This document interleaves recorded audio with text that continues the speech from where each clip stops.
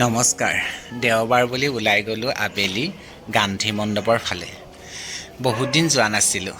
আগতে কেতিয়াবা যাওঁতে বন্ধ থাকে, বনাই আছিলে ভিতৰখন। এতিয়া সম্পূৰ্ণ হ'ল, ৰাইজৰ বাবে খুলি দিছে। পুৱা 5:30টাৰ পৰা 7টা বজালৈকে প্ৰাতঃভ্ৰমণৰ কাৰণে, মৰ্ণিং ৱাকৰ কাৰণে খোলা ৰাখে বিনামূলীয়াকৈ। তাৰপিছত গ'লে 20 টকা দি সোমাব লাগে দৰ্শন কৰিবৰ কাৰণে। গান্ধী মণ্ডপৰ পৰা ব্ৰহ্মপুত্ৰখন ইমান ধুনীয়া দেখি, গুৱাহাটীখন দেখি এইপাৰে মাজত উমানন্দ আৰু সিপাৰে উত্তৰ গুৱাহাটী। খুব সুন্দৰ দৃশ্য। আমি গৈ পাওঁতে সন্ধিয়াই লাগিলে।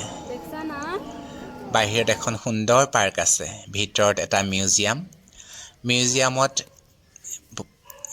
মহাত্মা গান্ধী দেৱৰ জীৱনকালৰ বহুত কথা তাত লেখা আছে, ফটো আছে আৰু অসমত আহি তেওঁ কি কৰিছিলে, অসমীয়াসকলে কেনেধৰণে স্বাধীনতা আন্দোলনত সহায় কৰিছিলে, তেখেতে অসমত ক'ত আছিলে, কোনখন বিচনাত শুইছিলে, তেখেতৰ খৰমজোৰৰ পৰা আদি কৰি বহুত বস্তু সংৰক্ষণ কৰি ৰাখিছে।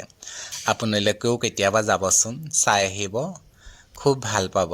সুন্দৰ পৰিৱেশত গান্ধী মণ্ডপ অৱস্থিত। পৰিৱেশটো খুব সুন্দৰ। বহিবলৈ পাৰ্ক আছে, ধুনীয়াকৈ বহাৰ ব্যৱস্থা কৰি ৰাখিছে। মই কিন্তু গৈ খুবেই ভাল পালোঁ।